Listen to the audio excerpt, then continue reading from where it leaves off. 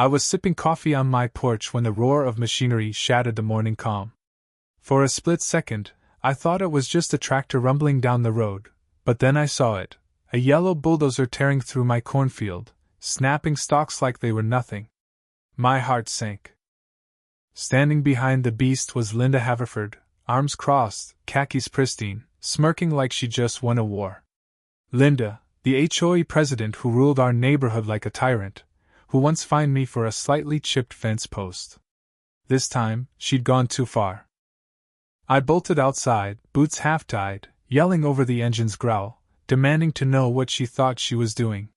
She didn't even blink. Instead, she waved a rolled-up permit like it was a royal decree and shouted that the HOA had voted to turn, and used land, into a parking lot for wine tastings and card nights.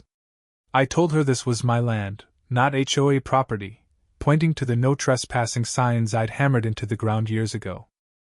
She laughed, called them outdated, and sauntered back to her gleaming BMW. The bulldozer kept chewing through my field, each crushed stalk fueling my rage.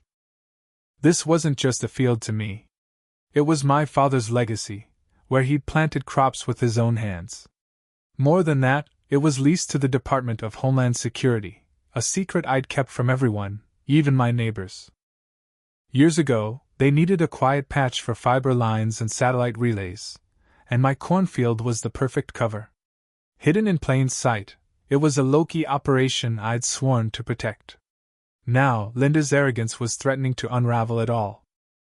By the time the bulldozer stopped, a third of my field was gone. Linda had sped off to plan her grand opening of the lot she thought she'd claimed. I walked through the wreckage, boots kicking up dust, and saw the faint outlines of underground conduits in the dirt. They were dangerously close to being exposed. I went inside, grabbed my phone, and made a call. "They're digging here," I said, giving my clearance code. The line went silent, then a voice replied, "Someone will be there in an hour." True to their word, 2 black SUVs rolled up just after noon. No sirens, no uniforms, just men in dark jackets with sharp eyes and subtle emblems. I handed over a copy of Linda's permit and explained the chaos. One agent scanned the ground with a device that blinked red and green, while another took photos. They didn't say much, but their urgency spoke volumes. When I asked if they'd confront Linda, an agent gave a thin smile. "Let her think she's won. For now." I knew then they weren't just stopping her, they were setting a trap. That evening, HOA members gathered in the new gravel lot, sipping wine and unfolding chairs for Linda's event. She strutted across the uneven ground, barking orders like a drill sergeant. She even waved at me, oblivious to the conduits beneath her feet or the access hatch 10 yards from her snack table. I waved back, forcing a smile, and watched from my porch as they partied on restricted land. They had no idea what they'd stumbled into. The next morning, the air felt heavy, like a storm was brewing. A new SUV arrived, and out stepped Agent Carter, a woman in a navy suit who didn't waste time on small talk. She walked the property with me, asking pointed questions. Who authorized the bulldozers? How close did they get to the conduits? Did Linda know what was underground? I told her the truth. Linda was clueless but reckless. Carter scanned a hidden access hatch disguised as an irrigation valve. Her device beeped 3 times, and she locked eyes with me. "This isn't just about cables," she said. "She disrupted a surveillance node. Real-time intelligence is at risk." She left me with a business card and a warning. "If anyone touches this land, call immediately." Later, a neighbor, Tom, stopped by, frustrated about spotty Wi-Fi and glitching security cameras across the neighborhood. I shrugged and said, "Maybe someone dug where they shouldn't have." He laughed, but unease flickered in his eyes. Whispers spread, dropped cell signals, malfunctioning smart doorbells. The HOA's group chat buzzed with theories, and Linda's absence that evening only fueled the fire. By the next day, things spiraled.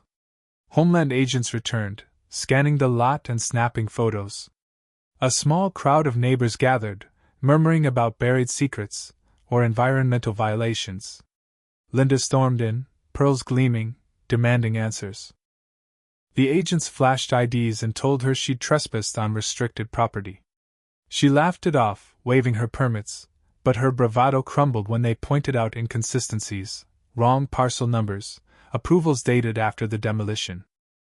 They handed her a number to call a federal liaison and walked away, leaving her fuming in the gravel. The HOA meeting that night was electric. I sat in the back, wearing my dirt-stained flannel, watching Linda unravel. A board member, Ellen, a soft-spoken HOA veteran, held up a screenshot of Linda's permit and asked why the dates didn't match. Another neighbor, Sam, revealed there'd been no vote for the parking lot, just an email from Linda claiming approval. Then Ellen plugged in a flash drive, and security footage lit up the projector, Linda directing the bulldozer with a thumbs up, grinning as my crops fell. The room gasped. Linda stammered, claiming it was out of context, but no one bought it. A board member moved to suspend her, and the vote was unanimous. Linda sat, deflated, as the board froze all HOA activities and closed the lot. Neighbors approached me after, offering quiet apologies for not listening sooner. I nodded but kept it short. This wasn't about gloating, it was about accountability. Days later, Linda showed up at my door with a gift basket and a fake smile.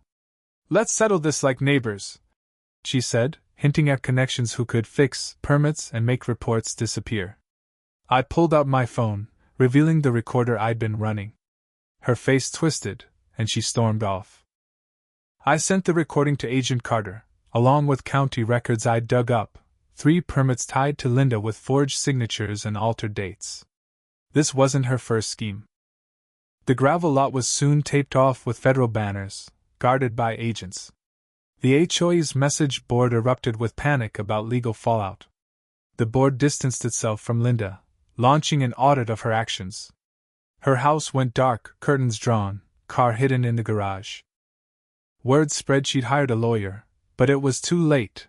Homeland had videos, documents, and my recording of her bribe attempt. A week later, 2 news trucks parked by the road, filming the taped-off field. Reporters speculated about military secrets or data hubs, but I stayed silent. Linda's house hit the market soon after, and she vanished, some said to her sister's place out west.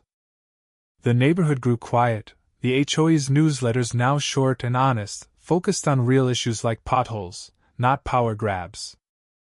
One evening, a Homeland liaison visited, handing me a new ID badge and thanking me for my discretion.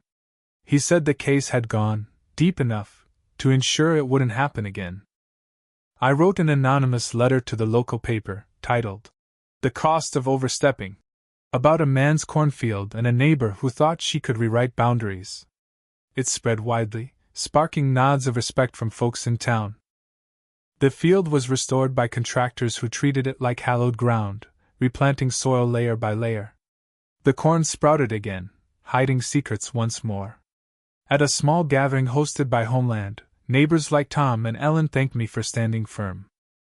No cameras, no fanfare, just lemonade and quiet gratitude. The air felt lighter, the storm finally passed. As I stood by the field one sunset, watching the young stalks sway, I felt peace. Not victory, but closure. Linda hadn't just lost her power, she'd lost the fear she'd wielded. The land was mine again, protected not just by law but by consequences she'd never foreseen. Sometimes you don't need to fight. You just stand your ground and let the truth do the rest. What do you think? Was Linda's downfall fair, or did she deserve a chance to redeem herself? Share your thoughts in the comments and let's debate. How far is too far when ambition blinds you? Hit that like button and subscribe for more stories where the truth always finds a way.